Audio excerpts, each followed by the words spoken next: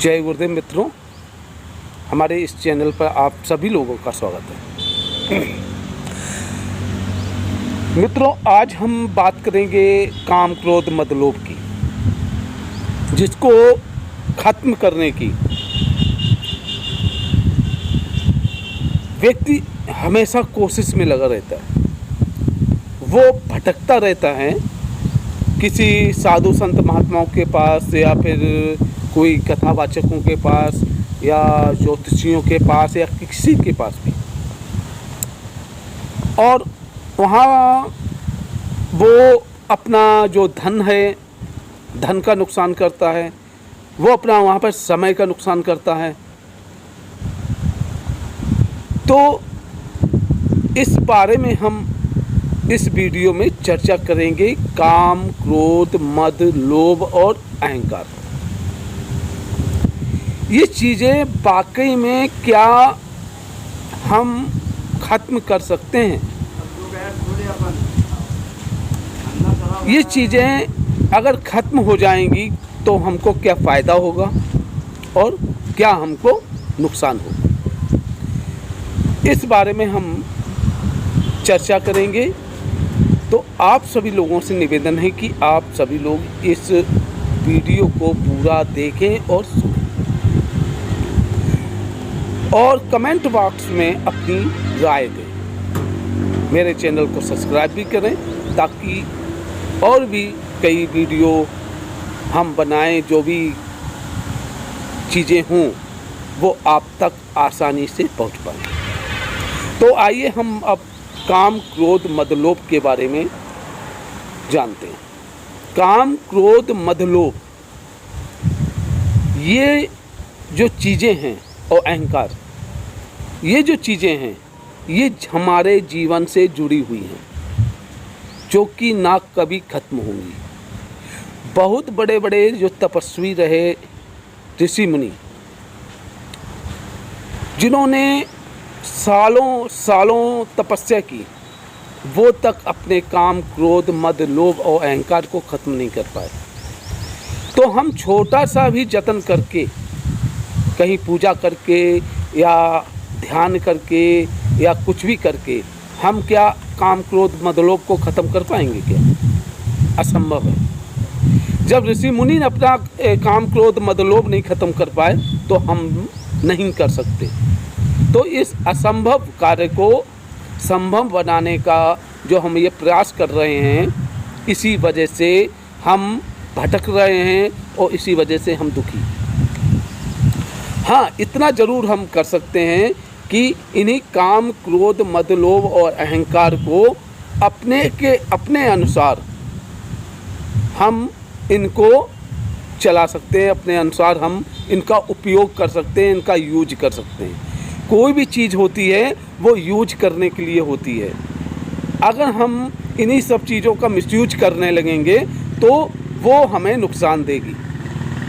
और अक्सर हम लोग यही कर रहे हैं, काम क्रोध मद लोभ अहंकार का हम लोग मिसयूज कर रहे हैं, यूज नहीं कर रहे हैं। हम लोगों को ये पता ही नहीं है कि हमें काम क्रोध मद लोभ और अहंकार को कहाँ पर उपयोग करना चाहिए और कहाँ पर उपयोग नहीं करना चाहिए। नंबर ऊपर होगा ना, इतनी हमारे अंदर क्षमता नहीं है, और उसी क्षमता को विकसित करने के लिए हमें तैयार होना है। तो उसका बहुत ही आसान तरीका हमारे वैदिक जो धर्म हैं, हमारे जो वेद हैं, हमारे जो पुराण हैं, उनमें बताया गया है, और वही चीज़ अब हम सभी लोगों को बताना चाहते हैं। बहुत सारे ऐसे मंत्र हैं जो पतंजलि ऋषि जो रहे हैं हमारे पास, हमारे सनातन धर्म में पतंजलि ऋषि के जितने भी बड़े बड़े मंत्र हैं, कैसे मन को वश में करें, कैसे इस काम क्रोध मद लोभ को अपने वश में करके अपने इच्छा के अनुसार इनका उपयोग करें, ये क्षमता हमें कैसे प्राप्त होगी?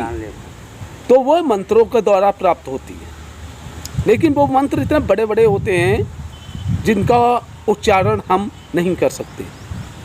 तो जितने भी हमारे शंकराचार्य जी आए, तो उन्होंने समय समय पर उन मंत्रों को छोटा करते चले गए और वो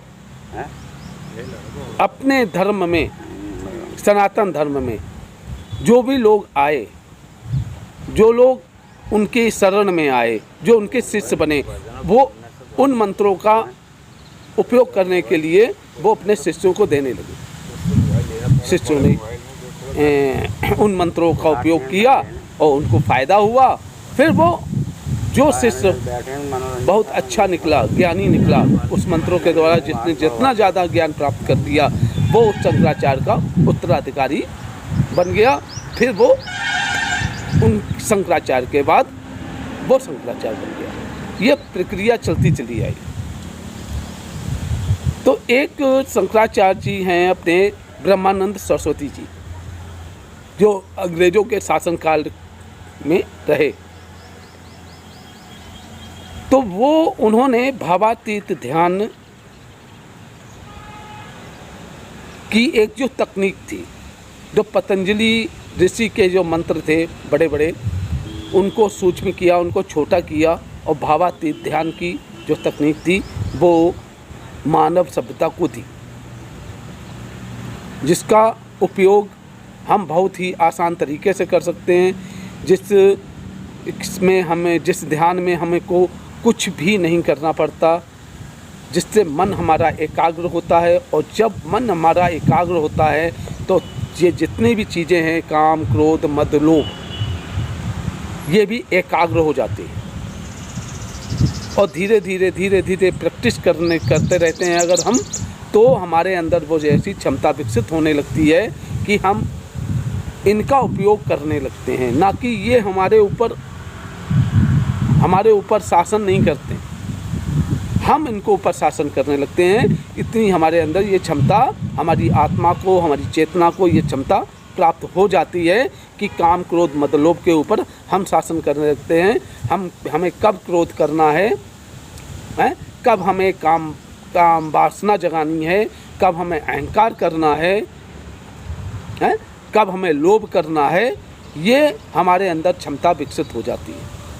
हम उसी के अनुसार ये इनका उपयोग करने लगते हैं। और अगर यही उपयोग ऐसी क्षमता हमारे अंदर आएगी और ऐसा ही हम उपयोग करने लगेंगे, तो अंत समय में क्या होता है, हमें मोक्ष की क्या द्वार मेरे खुलने लगते हैं। जब तक हम अपने मन को एकाग्र नहीं करेंगे, इन सब चीज़ों को बस में नहीं करेंगे और उसके अनुसार अपने उपयोग करके अपने जीवन को आगे गति नहीं देंगे, तब तक हम मोक्ष की प्राप्ति के दरवाजे हमारे लिए हमेशा के हमेशा बंद ही रहेंगे।